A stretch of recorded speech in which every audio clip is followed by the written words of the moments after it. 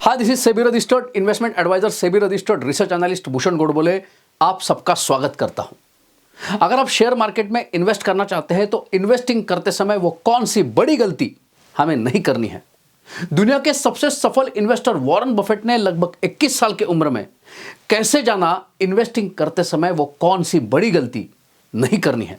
अगर जानना चाहते हो तो वॉरेन बफेट की कहानी बयां करने वाली जो वीडियो सीरीज हम अपलोड कर रहे हैं उसमें से आज के एपिसोड को ध्यान से देखना। 19 साल के वॉरेन बफेट ने इन्वेस्टिंग के बारे में एक ऐसी किताब पढ़ी थी जिसके कारण इन्वेस्टिंग की प्रति उनकी पूरी सोच ही बदल गई। उस किताब का नाम है the intelligent investor. The intelligent investor और सिक्योरिटी एनालिसिस जैसी बेहतरीन किताबें लिखने वाले लेखक कोलंबिया यूनिवर्सिटी में पढ़ा रहे थे। आगे वॉरेन को कोलंबिया यूनिवर्सिटी में पढ़ने का मौका मिला। वहां पे वो सर डेविड डॉट के लेक्चर अटेंड कर रहे थे। सिक्योरिटी एनालिसिस इस बेहतरीन किताब को सर बेंजामिन ग्राहम और सर डेविड डॉट ने लिखा था।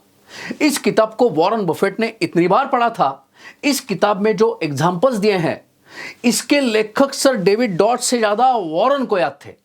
आगे वॉरेन और सर डेविड डॉट की अच्छी दोस्ती हुई। एक कंपनी के एनुअल मीटिंग को अटेंड करने के लिए वॉरेन ने सर डेविड डॉट से स्पेशल परमिशन ली। उस कंपनी का नाम था मार्शल वेल्स।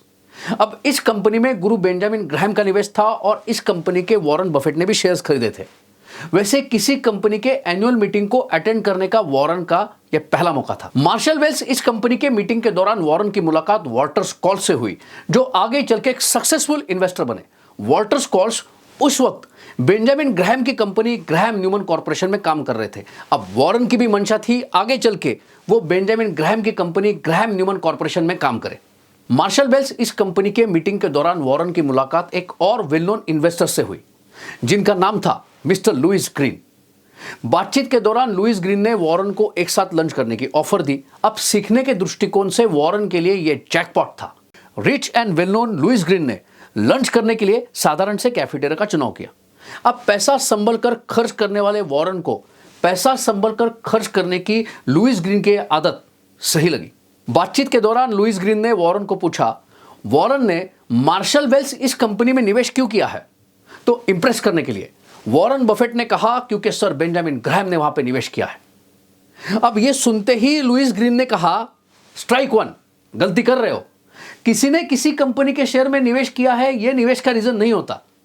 अगर इंटेलिजेंट इन्वेस्टिंग खुद करना चाहते हो तो खुद का रिसर्च भी होना जरूरी है। वैसे मार्शल वेल्स इस कंपनी में इन्वेस्टमेंट करते समय वॉरेन ने रिसर्च तो किया था पर बातों बातों में इस बात को उन्होंने बताया नहीं। लेकिन बातचीत से यह जरूर मालूम चला किसी दूसरे इन्वेस्टर ने किसी कंपनी के शेयर में इन्वेस्टमेंट की है।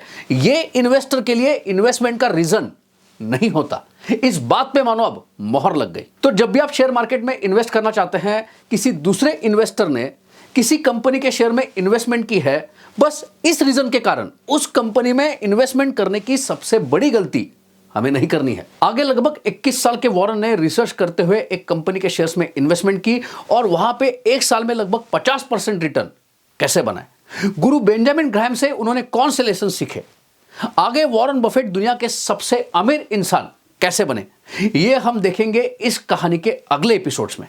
अगर आप शेयर मार्केट में बिल्कुल नए हैं और जानना चाहते हैं शेयर मार्केट क्या है, ये काम कैसे करता है, तो हमारा जो एप्लीकेशन है आर्यामनी उसको डाउनलोड जरूर कीजिए जहां पे आप ये आसानी से सीख सकते हैं।